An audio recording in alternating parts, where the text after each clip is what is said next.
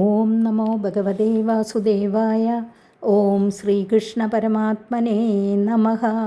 ശ്രീമദ് ഭാഗവതം പഞ്ചമസ്കന്ധം 17-ാം അധ്യായം. ശ്രീ ശുക ഉവാച.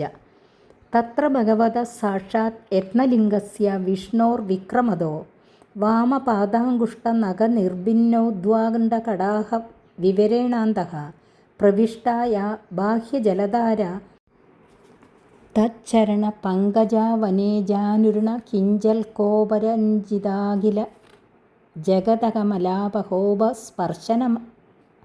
സ്പർശനാമല സാക്ഷാത് ഭഗവത്പദീത്യനുപലക്ഷിതവചോഭിധീയമാനാദി മഹതാ കാലേന യുഗസഹസ്രോപലക്ഷണേന ദിവോ മൂർധന്യവതതാര. ശ്രീ ശുകമുനി അരുളിച്ചെയ്തു. ഈ അദ്ധ്യായത്തിൽ ഗംഗാവതരണവും ഇളാവൃതവർഷത്തിൽ ശ്രീരുദ്രൻ സംഘർഷണമൂർത്തിയെ ഉപാസിച്ചിരിക്കുന്നതും വിവരിക്കുന്നു.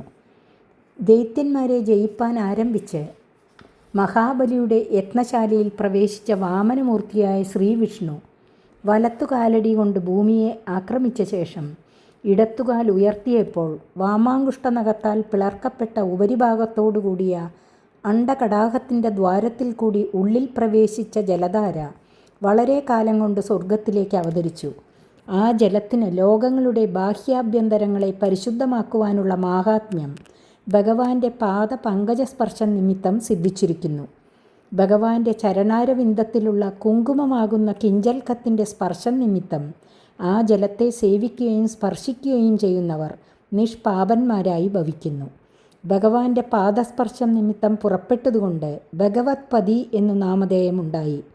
ഭാഗീരഥി, ഗംഗ എന്നിങ്ങനെയുള്ള നാമധേയങ്ങളും അതിനുണ്ട്. എങ്കിലും ഓരോ കാരണങ്ങൾ നിമിത്തമാണ് ആ വക നാമധേയങ്ങൾ ഉണ്ടായിരിക്കുന്നത്. ഭഗവത്പതി എന്നു പേരാകട്ടെ സാക്ഷാത്തായ ഭഗവാന്റെ പാദസ്പർശനം നിമിത്തം സിദ്ധിച്ച അസാധാരണ നാമധേയമാകുന്നു. ഭഗവത് പാദസ്പർശനജന്യമായ മഹിമ നിമിത്തം ഗംഗയ്ക്ക് ഏതുകാലത്തും കളങ്കം ബാധിക്കുകയില്ല. അണ്ഡകടാഹത്തിൽ നിന്ന് സ്വർഗലോകത്തേക്ക് എത്തുവാൻ സഹസ്രം ചതുർയുഗകാലം വേണ്ടിവന്നു.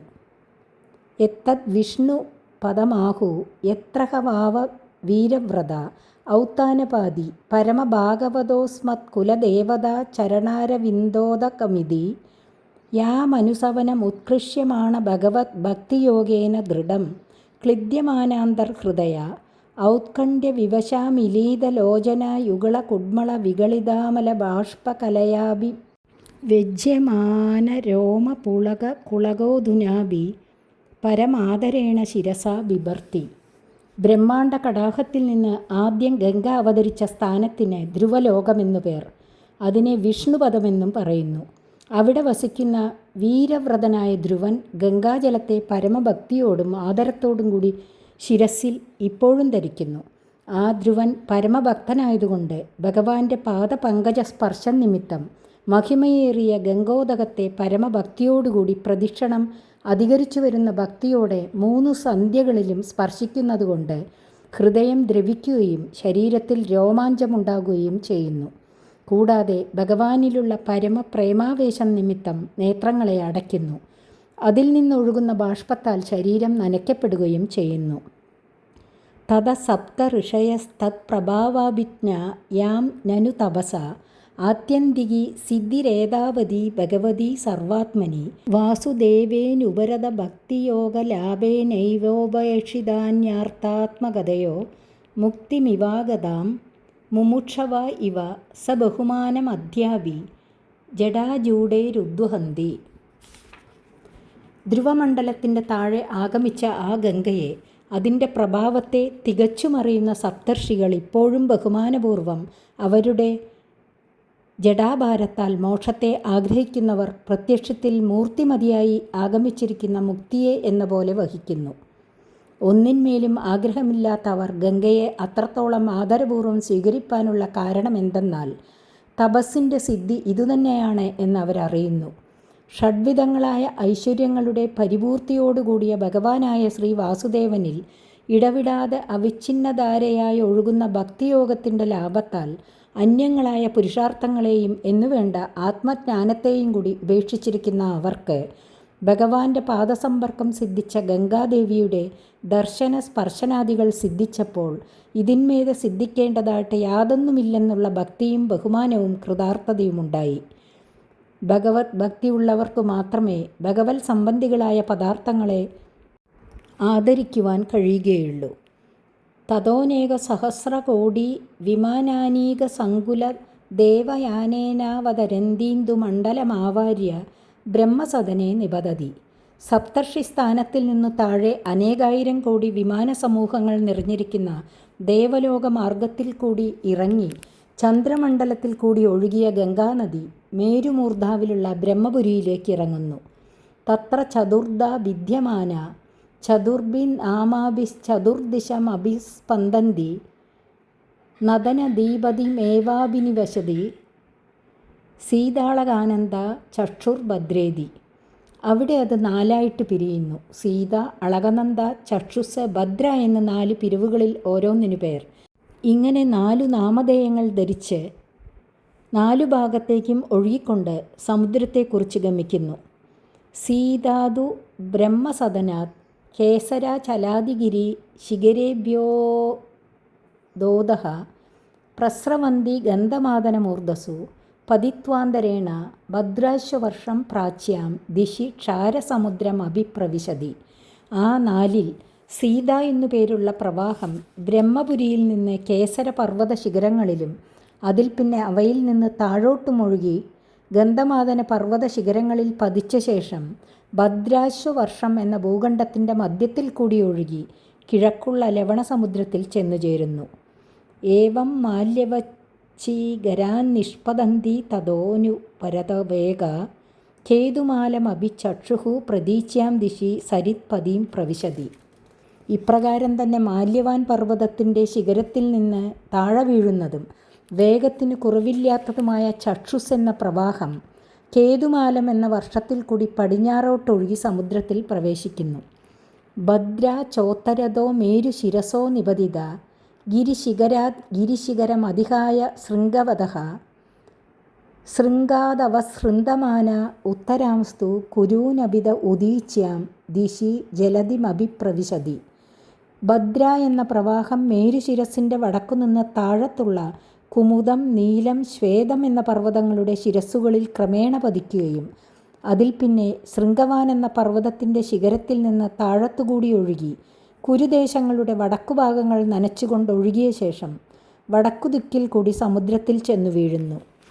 തദൈവാളകനന്ദ ദക്ഷിണേന ബ്രഹ്മസദനാത് ബഹൂനി ഗിരികൂടാന്യതിക്രമ്യ ഹേമകൂടാദ്യൈ അകൂടാന്യതിരഭസതരരംഹസ ലുടയന്തി ഭാരതമഭിവർഷം ദക്ഷിണസ്യാം ദിശി ജലതിമഭിപ്രവിശതി. അപ്രകാരം തന്നെ അളകനന്ദ എന്ന പ്രവാഹം ബ്രഹ്മപുരിയുടെ തെക്കുഭാഗത്തുകൂടി അനേകം പർവ്വതശിഖരങ്ങൾ കടന്നിട്ട് ഹേമകൂടം എന്ന പർവ്വതശിഖരത്തെ പ്രാപിക്കുന്നു.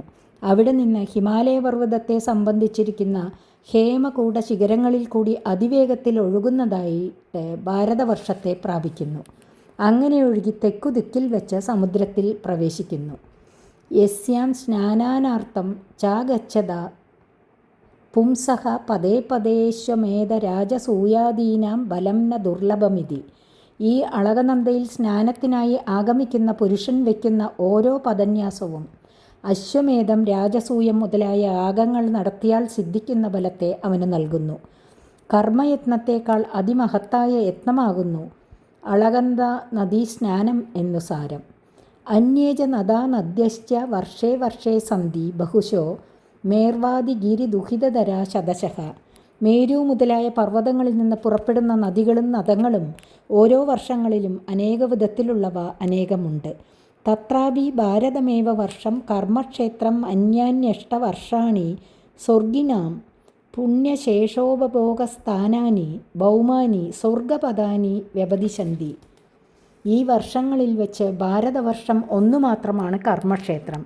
മറ്റുള്ള 8 വർഷങ്ങൾ സ്വർഗത്തിൽ പ്രവേശിച്ച സുഹൃതബലം അനുഭവിച്ച ശേഷം ബാക്കിയുള്ള പുണ്യബലം അനുഭവിക്കുവാൻ ഭൂലോകത്തിലുള്ള സ്വർഗസ്ഥാനങ്ങളാണെന്ന് പറയുന്നു. ദിവ്യം, ഭൗമം, ബിലം എന്ന ഭേദത്തിൽ സ്വർഗം 3 വിധമുള്ളതിൽ ഭൂമിയിലെ സ്വർഗസ്ഥാനങ്ങളാണ് മറ്റുള്ള 8 ഭൂഖണ്ഡങ്ങൾ. കർമ്മങ്ങൾ ചെയ്യുന്നത് ഭാരതഖണ്ഡത്തിലായാൽ ഫലം അഭിവൃദ്ധിപ്പെടും. കൃഷിസ്ഥലത്തിൽ വിതയ്ക്കുന്ന വിത്തുകൾക്ക് അധികം വിളവുണ്ടാകുന്നത് പോലെ. അതുകൊണ്ടാണ് ഭാരതഖണ്ഡത്തെ കർമ്മക്ഷേത്രമെന്ന് പറഞ്ഞിരിക്കുന്നത്. യേഷു പുരുഷാണാം ആയുധപുരുഷായുർവർഷാണാം ദേവകൽപാനാം നാഗായുധപ്രാണാനാം വജ്രസംഹനന ബലവയോമോദ പ്രമുദിത മഹാസൗരത മിഥുന വ്യവായാം അപവർഗ വർഷധൃതൈക ഗർഭകളത്രാണാം തു ത്രേതായുഗസമഃ കാലോ വർത്തതേ. ഈ ഭൂഖണ്ഡങ്ങളിൽ വസിക്കുന്ന പുരുഷന്മാർക്ക് എന്നും ത്രേതായുഗസമമായ കാലമാകുന്നു. എങ്ങനെയെന്നാൽ 10,000 സംവത്സരം എല്ലാവരും ജീവിച്ചിരിക്കും. ദേവന്മാരെ പോലെ വ്യാധികളൊന്നും കൂടാതെ 10,000 ആനകൾക്കുള്ള ബലവും വജ്രം പോലെ ദൃഢമായ ശരീരവും ശക്തിയുമുള്ളതുകൊണ്ട് സന്തോഷത്തോടും മഹാസുരതോത്സവം അനുഭവിക്കുന്നതിനുള്ള പ്രമോദത്തോടും കൂടിയ ഭാര്യാഭർത്താക്കന്മാർ ആയുഷ്കാലം മുഴുവനും സുരത സുഖാനുഭവത്തോടുകൂടി കഴിക്കും. അവസാനത്തിൽ ആയുശേഷം 1 വർഷമുള്ളപ്പോൾ ഭാര്യമാർ ഓരോ സന്താനത്തെ പ്രസവിക്കും. അതുകൊണ്ട് സന്താനാധിക്യം നിമിത്തം സംഭവിക്കുന്ന ശരീരബലക്ഷയവും അവരെ ബാധിക്കുകയില്ല. അതിനാൽ വിഷയസുഖങ്ങളെ അനുഭവിക്കുന്ന കാര്യത്തിൽ അവർക്ക് എന്നും ത്രേതായുഗ സാദൃശ്യം സിദ്ധിക്കുന്നു. കൃതയുഗത്തിലെ ജനങ്ങൾ ധ്യാനനിഷ്ഠന്മാരായിരിക്കും. ദ്വാപരം, കലി എന്ന യുഗങ്ങളിൽ ദുഃഖം ക്രമത്തിൽ അധികരിക്കും. അതുകൊണ്ട് വിഷയസുഖം അനുഭവിപ്പാൻ ത്രേതായുഗമാണ് അതിശ്രേഷ്ഠം എന്നിവിടെ സൂചിപ്പിച്ചിരിക്കുന്നു. യത്രഹ ദേവപദയഃ സ്വൈർഗണനായകൈർവിഹിതി മഹാർഹണാഃ സർവതൃ കുസുമസ്തബകഫല കിസലയ ശ്രിയാ നമ്യമാന വിടബലതാ വിടബീ വിരൂപ ശുംഭമാന രുചിര കാനനാശ്രമമായ തനവർഷഗിരിദ്രോണിഷു തഥാ ചാമല ജലാശയേഷു വിഗജ വിവിധ നവവന രുഹാമോദ മുദിത രാജഹംസ ജല കുക്കുട കാരണ്ഡവ സാരസ ചക്രവാകാദിഭിർ മധുകര നികാരാകൃതി ബിരുബി കൂജിതേഷു ജലക്രീഡാദിഭിർ വിചിത്ര വിനോദൈഃ സുലളിത സുരസുന്ദരീണാം കാമകലില വിലാസഹാസ ലീലാവലോകാകൃഷ്ട മനോദൃഷ്ടയഃ സ്വൈരം വിഹരന്തി. ആ വർഷങ്ങളിൽ ദേവപതികൾ അവരവരുടെ ഗണമുഖ്യന്മാരാൽ സമർപ്പിക്കപ്പെടുന്ന മാല, ചന്ദനം മുതലായ മഹോപചാരങ്ങളെ സ്വീകരിച്ചും കൊണ്ട് യഥേഷ്ടം ക്രീഡിക്കുന്നു. അപ്രകാരമുള്ള സ്ഥാനങ്ങളിൽ മനുഷ്യർക്കുണ്ടാകുന്ന സന്തോഷാതിശയം പറയണമോ? ആ സ്ഥലങ്ങളിൽ എല്ലാ കാലത്തും എല്ലാ ഋതുക്കളും സന്നിധാനം ചെയ്യുന്നതുകൊണ്ട് എല്ലാവിധ പുഷ്പങ്ങളും ഫലങ്ങളും തളിരുകളും പ്രകാശിച്ചിരിക്കും. അവയുടെ ഭാരത്താൽ വൃക്ഷശാഖകൾ താണിരിക്കും. ഈ ശോഭയോടുകൂടിയ കാട്ടിലുള്ള വാസസ്ഥാനങ്ങളും പർവ്വതങ്ങളും താഴ്വരകളും രമണീയങ്ങളായിരിക്കും. കുളങ്ങളുടെ തീരങ്ങളിൽ വികസിച്ചു നിൽക്കുന്ന നാനാവിധ വൃക്ഷസുമങ്ങളുടെ സൗരഭ്യത്താൽ സന്തോഷിച്ചിരിക്കുന്ന രാജഹംസങ്ങൾ, കുളക്കോഴികൾ, എരണ്ടകൾ, കാട്ടുകോഴികൾ, ചക്രവാകങ്ങൾ മുതലായ പക്ഷികളും വണ്ടിൻനിരകളും മനോഹരനാദങ്ങൾ പുറപ്പെടുവിച്ചുകൊണ്ടിരിക്കും.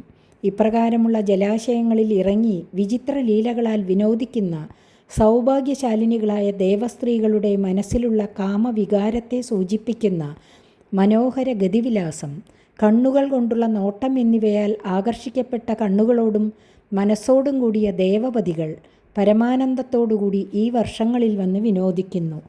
നവസ്വപി വർഷേഷു ഭഗവാൻ നാരായണോ മഹാപുരുഷഃ പുരുഷാണാം തദനുഗ്രഹായ ആത്മതത്വവ്യൂഹേനാത്മനാദ്യാഭി സന്നിധീയതേ.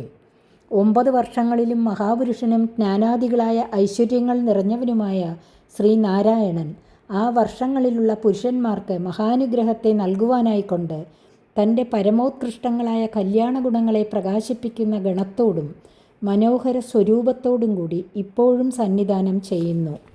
ഇളാവൃതേതു ഭഗവാൻ ഭവ ഏക ഏവ പുമാൻ നഹ്യന്യസ്തത്രാപരോ നിർവിശതി ഭവാന്യാഹ ശാപനിമിത്തജ്ഞോ യത് പ്രവേക്ഷ്യതഃ സ്ത്രീഭാവസ്തത് പശ്ചാദ്വദിഷ്യാമി. ആ വർഷങ്ങളിൽ ഭഗവാൻ ശ്രീനാരായണൻ ഏതേതു രൂപങ്ങളോടുകൂടി ഏതേതു സ്ഥാനങ്ങളിൽ സന്നിധാനം ചെയ്യുന്നു, ആരൊക്കെയാണ് മുഖ്യോപാസകന്മാർ എന്നത് വിവരിക്കുന്നു. ഇളാവൃത വർഷത്തിൽ ഭഗവാൻ പരമശിവൻ ഏകൻ മാത്രമാണ് പുരുഷൻ, അന്യനില്ല. അന്യൻ അവിടെ പ്രവേശിച്ചാൽ പാർവതീദേവിയുടെ ശാപം നിമിത്തം ആ പുരുഷൻ സ്ത്രീയായി ഭവിക്കും. ഈ ശാപം ഇളാവൃത വർഷത്തിൽ കൈലാസം, കരവീരം എന്ന പർവ്വതങ്ങളുടെ മധ്യങ്ങളുടെ ഏതാനും ഒരു ഭാഗത്തേക്ക് മാത്രമേ ബാധകമായിരിക്കുന്നുള്ളൂ. ഇളാവൃത വർഷത്തിൻ്റെ എല്ലാ ഭാഗത്തേക്കും ബാധിക്കുകയില്ല. എന്തുകൊണ്ടെന്നാൽ ഇളാവൃത വർഷത്തിൽ ദേവന്മാർ ദേവീസഹിതന്മാരായി വന്ന് ജലക്രീഡ, വനക്രീഡ മുതലായവ ചെയ്തതായിട്ട് വർണ്ണിച്ചിരിക്കുന്നു. എല്ലാ പ്രദേശത്തും ശാപം വ്യാപിച്ചിട്ടുണ്ടെങ്കിൽ ഈ വർണ്ണനം അയുക്തമായി വരും. അതുകൊണ്ട് ഏകദേശ സ്ഥലത്തെ സംബന്ധിച്ചു മാത്രം ശാപം ബാധകം. ഭവാനീനാഥൈഹി സ്ത്രീഗണാർബുദ സഹസ്രൈരവരുദ്ധ്യമാനോ ഭഗവശ്ചതുർമൂർത്തേർ മഹാപുരുഷസ്യ തുരീയാം താമസീം മൂർത്തിം പ്രകൃതിമാത്മനഃ സംഘർഷണ സംജ്ഞാമാത്മസമാധിരൂപേണ സന്നിധാപ്യേതദഭിഗൃണൻ ഭവ ഉപധാവതി. പാർവതിയാകുന്ന സ്വാമിനിയോടുകൂടിയ അർബുദ സഹസ്രം സ്ത്രീ സമൂഹത്താൽ 4 ഭാഗവും നിന്ന് സേവിക്കപ്പെടുന്ന ഭഗവാൻ ശ്രീശിവൻ, വാസുദേവൻ, പ്രദ്യുമ്നൻ, അനിരുദ്ധൻ, സംഘർഷണൻ എന്ന 4 മൂർത്തികളോടുകൂടിയ ഭഗവാനായ മഹാപുരുഷൻ്റെ 4ാമത്തേതും തമോഗുണ പ്രകൃതിയുമായ സംഘർഷണൻ എന്നുപേരായ മൂർത്തിയെ മനസ്സിൽ ഏകാഗ്രതയോടുകൂടി ധ്യാനിച്ച് ഹൃദയത്തിൽ സന്നിധാനം ചെയ്തിട്ട് താഴെ പറയുന്ന മന്ത്രങ്ങളും സ്തോത്രങ്ങളും ഉച്ചരിച്ചുകൊണ്ട് ഉപാസിക്കുന്നു. ശ്രീ ഭഗവാനുവാച: ഓം നമോ ഭഗവതേ മഹാപുരുഷായ സർവഗുണസംഖ്യാനായ അനന്തായ അവ്യക്തായ നമയിതി. ശ്രീ ഭഗവാൻ സ്തുതിച്ചു. ഐശ്വര്യാദികളായ 6 ഗുണങ്ങളാൽ പരിപൂർണനും മഹാപുരുഷനും സകല ഗുണങ്ങളെയും പ്രകാശിപ്പിക്കുന്നവനും അപരിച്ഛിന്നനും ആരാലും തിരിച്ചറിയപ്പെടുവാൻ സാധിക്കാത്ത വിധം അവ്യക്തനുമായ ഭഗവാനായിക്കൊണ്ട് നമസ്കാരം. ഭജേ ഭജന്യാരണപാദപങ്കജം ഭഗസ്യ കൃഷ്ണസ്യ പരംപരായണം ഭക്തേഷലം ഭാവിതഭൂതഭാവനം ഭവാഭഹം ത്വാ ഭവഭാവമീശ്വരം. ശ്രീശിവൻ സംഘർഷണമൂർത്തിയായ ശ്രീനാരായണനെ സ്തുതിക്കുന്നതാകുന്നു. ഹേ ഭജിപ്പാൻ യോഗ്യനായുള്ളോനെ, ഞാൻ അങ്ങയെ ഭജിക്കുന്നു. ഭജിക്കുന്നവരെ സകല സങ്കടങ്ങളിൽ നിന്നും സംരക്ഷിക്കുന്നതിന് അങ്ങയുടെ പാദപത്മം സമർത്ഥമാകുന്നു. സകല ഐശ്വര്യങ്ങളും അങ്ങയെ ആശ്രയിക്കുന്നതുകൊണ്ട് സകാമ ഭക്തന്മാർ ആഗ്രഹിക്കുന്നത് സമസ്തവും അങ്ങയിൽ നിന്ന് അവർക്ക് ലഭിക്കുന്നു.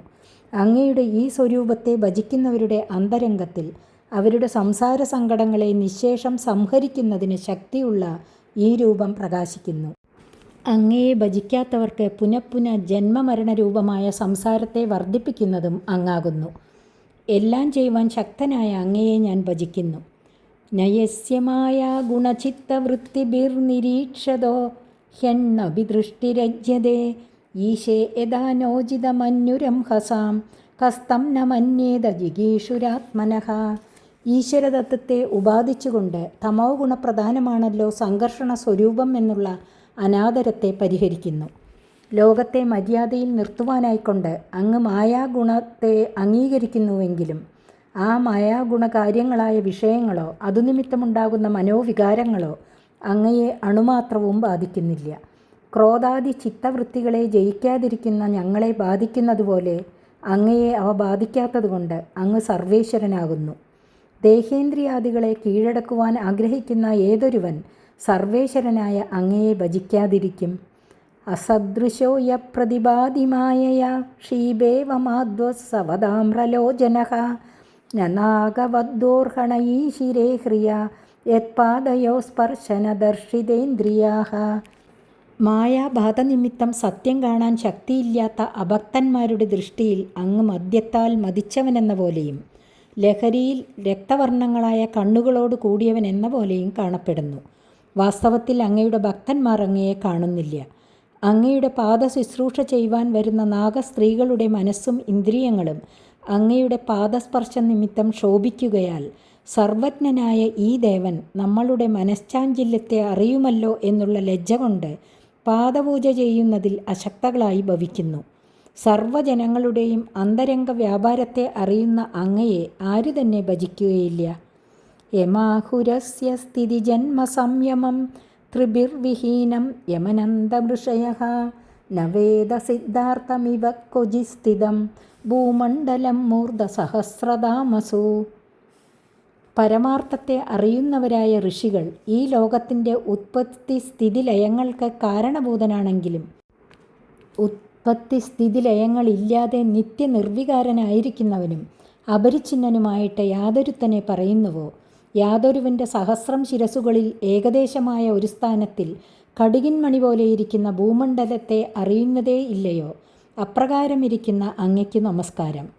യസ്സാദ്യ ആസീത് ഗുണവിഗ്രഹോ മഹാൻ വിജ്ഞാനധിഷ്ണ്യോ ഭഗവാനജക്കില യസ്സംഭവോഹം ത്രിവൃതാ സ്വതേജസ വൈകാരികം താമസമൈന്ദ്രിയം സൃജേ.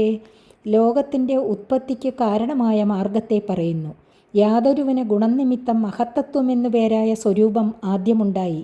വിജ്ഞാന തത്വമാണ് ആ സ്വരൂപത്തിൻ്റെ ആശ്രയം. ചിത്തം എന്ന തത്വമായിരിക്കുന്നത് ആ മഹത്തത്വമാകുന്നു. ചിത്തത്തിൻ്റെ അധിഷ്ഠാന ദേവതയായ വാസുദേവനും മഹത്തത്വവും ഒന്നുതന്നെ. ആ വാസുദേവനിൽ നിന്ന് ബ്രഹ്മാവും ബ്രഹ്മാവിൽ നിന്ന് ഞാനും ഉണ്ടായി. സത്വരജസ് തമോരൂപമായിരിക്കുന്ന സ്വവിഭൂതി കൊണ്ട്, ത്രിഗുണാത്മകമായ അഹങ്കാരതത്വത്തെ കൊണ്ട് സത്വ ഗുണപ്രധാനമായിരിക്കുന്ന ദേവതാവർഗത്തെയും തമോ ഗുണപ്രധാനമായിരിക്കുന്ന ഭൂതവർഗത്തെയും രജോ ഗുണപ്രധാനമായിരിക്കുന്ന ഇന്ദ്രിയവർഗത്തെയും ഞാൻ സൃഷ്ടിക്കുന്നു. അഹങ്കാരാധിഷ്ഠാന ദേവതയായ ഞാൻ രുദ്രൻ സൃഷ്ടിക്കുന്നു. ഏദേവയം യസ്യ വശേ മഹാത്മനഃ സ്ഥിതാ ശകുന്ത ഇവ സൂത്രയന്ത്രിതാഃ മഹാനഹം വൈകൃത താമസേന്ദ്രിയാഃ സൃജാമ സർവേ യദനുഗ്രഹാദിദം. മഹാത്മാവായ യാതൊരുവിൻ്റെ ക്രിയാശക്തിയാകുന്ന സൂത്രത്താൽ ബന്ധിക്കപ്പെട്ടിരിക്കുന്ന മഹത്തത്വം അഹങ്കാരതത്വം സാത്വിക താമസ രാജസങ്ങളായ ത്രിവർഗങ്ങൾ എന്ന ഞങ്ങളെല്ലാവരും ലൗകിക സൂത്രത്താൽ ബന്ധിക്കപ്പെട്ടിരിക്കുന്ന പക്ഷികളെന്ന പോലെ യാതൊരുവൻ്റെ അനുഗ്രഹത്താൽ യാതൊരുവന് അധീനന്മാരായിട്ട് ഈ വിശ്വത്തെ സൃഷ്ടിക്കുന്നുവോ ആ സർവേശ്വരനായ അങ്ങേക്ക് നമസ്കാരം. യന്നിർമ്മിതാം കർഹ്യഭി കർമ്മപർവണീം മായാം ജനോയം ഗുണസർഗമോഹിതഃ ന വേദ നിസ്താരണയോഗമഞ്ജസ തസ്മൈ നമസ്തേ വിലയോദയാത്മനേ. പുണ്യപാപ മിശ്രങ്ങളായ കർമ്മങ്ങളാകുന്ന ഗ്രന്ഥികളോടുകൂടിയ യാതൊരു മായയെ അങ്ങ് സൃഷ്ടിച്ചുവോ ആ മായയുടെ ഗുണകാര്യങ്ങളായ ദേഹേന്ദ്രിയാന്തകരണങ്ങളിൽ അഭിമാനിച്ചും കൊണ്ട് ആത്മസ്വരൂപത്തെ മറന്നിരിക്കുന്ന ഈ ജനം ആ മായയെ മാത്രമേ അറിയുന്നുള്ളൂ. അതിനെ കടന്നുപോകുവാനുള്ള ഉപായത്തെ അറിയുന്നില്ല. ദേഹോഹമെന്നുള്ള ഭാവത്താൽ ഈ ലോകം നിലനിൽക്കുകയും കർമാവസാനത്തിൽ ശരീരത്തെ ഉപേക്ഷിച്ച് വീണ്ടും ശരീരത്തെ പരിഗ്രഹിക്കുകയും ചെയ്യുന്നു. ഇപ്രകാരം ലോകത്തിൻ്റെ ഉത്പത്തിക്കും ലയത്തിനും കാരണമായിരിക്കുന്ന സ്വരൂപത്തോടുകൂടിയ അങ്ങേക്കായിക്കൊണ്ട് നമസ്കാരം. രുദ്രസ്തുതിയോടെ 17-ാമത്തെ അധ്യായം സമാപിച്ചു. 18-ാം അധ്യായം അടുത്ത ദിവസം. ഹരി ഓം.